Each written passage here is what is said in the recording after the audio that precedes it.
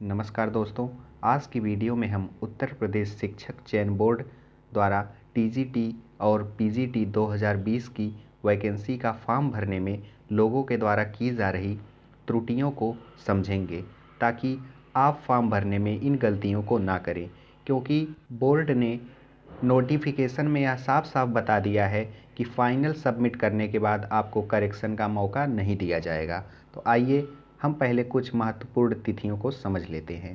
दोस्तों, जैसा कि आप जानते हैं, आवेदन का प्रारंभ 29 अक्टूबर 2020 से ही हो गया है।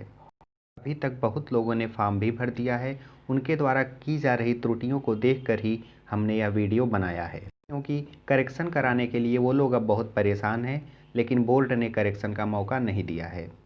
दोस्तों, पंजीकरण की अंतिम तिथि 7 नवंबर है और फॉर्म फाइनल सबमिट करने की तिथि 30 नवंबर है। अगर 30 नवंबर तक आपने फॉर्म को फाइनल सबमिट नहीं किया तो आपका फॉर्म अपने आप निरस्त हो जाएगा। आइए अब हम वैकेंसी से रिलेटेड कुछ ओवरव्यू ले लेते हैं। इसके पश्चात हम समझेंगे कि फॉर्म भरने में किस प्रकार की गलतियां लोगों के द्वारा की जा रही हैं। दोस्तों, टीजीटी के लिए टोटल वैकेंसी 12,913 है, जो बालक वर्ग के लिए कुल वैकेंसी 11,451 है और बालिका के लिए 1462 हैं। इसे आपने नोटिफिकेशन में डिटेल रूप में देखा ही होगा। इसी प्रकार पीजीटी के लिए कुल वैकेंसी 2,595 है, जिसमें से बालक वर्ग के लिए 2,281 और बालिका वर्ग के लिए 314 है। दोस्तों, उम्मीद करता हूँ कैटेगरी वाइज वैकेंसीज़ को आपने डिटेल रूप में देखा होगा और भी इसके बारे में कुछ जानकारी आपने ली होगी। आइए अब हम फॉर्म भरने में लोगों के द्वारा की जा रही त्रुटियों को समझते हैं। दोस्तों, यहाँ पर मेरे द्वारा जो भी जानकारी दी जा रही है वह आयोग के द्वारा जारी नोटिफिकेशन का ही हिस्सा है, इसलिए आप इससे कंफ्यूज ना होइएगा।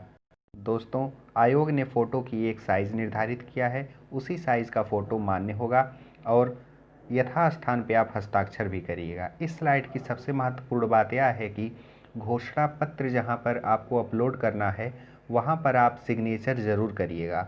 आयोग के द्वारा यह स्पष्ट रूप में बताया गया है, ऐसा ना करने पर आपका अभ्यर्थन निरस्त हो जाएगा।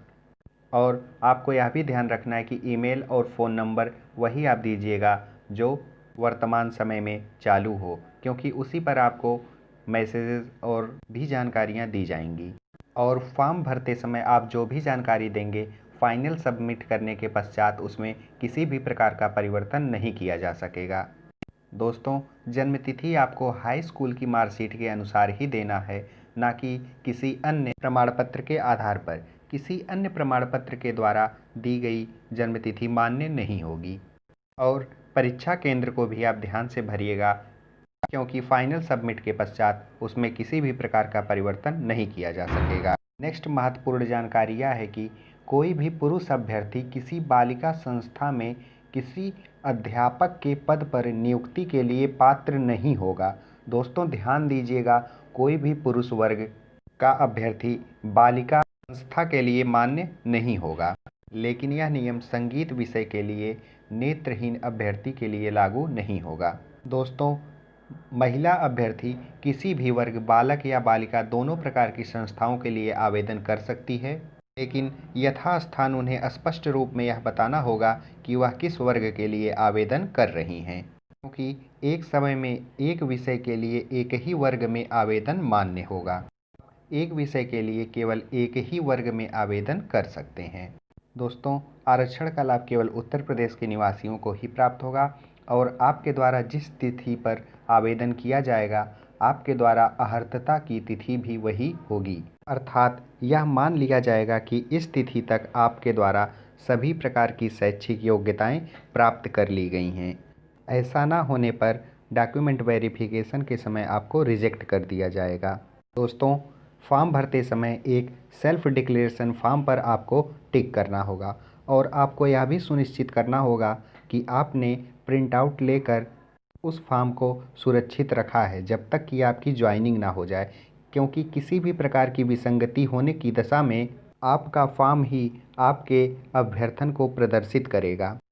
इसलिए जब तक ज्वाइनिंग ना हो जाए आप अपने फॉर्म को रखे रहिएगा। दोस्तों, कभी कभी कोर्ट में मैटर जाने पर भी हमें इसकी ज़रूरत पड़ती है। नेक्स्ट जानकारी है, अगर आप चश्मा पहनते हैं तो चश्मे के शीशे का कलर सफ़ेद होना चाहिए ताकि आपकी आँख स्पष्ट रूप से दिखाई दे। दोस्तों, आपको फ़ोटो के बैकग्राउंड को भी ध्यान देना है। इसका बैकग्राउंड सफ़ेद या हल्के ग्रे कलर का होना चाहिए।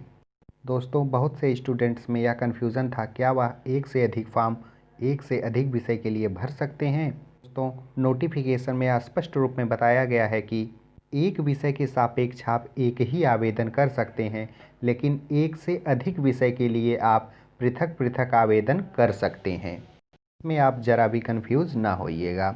दोस्तों, हिंदी विषय का एग्ज़ाम हिंदी भाषा में, इंग्लिश का इंग्लिश में, उर्दू का उर्दू में और संस्कृत का संस्कृत भाषा में ही होगा, अर्थात आपको इसी भाषा में प्रश्न पत्र प्राप्त होंगे।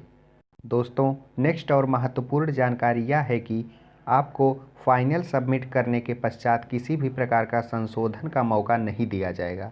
इसी कारण मुझे यह वीडियो बनानी पड़ी।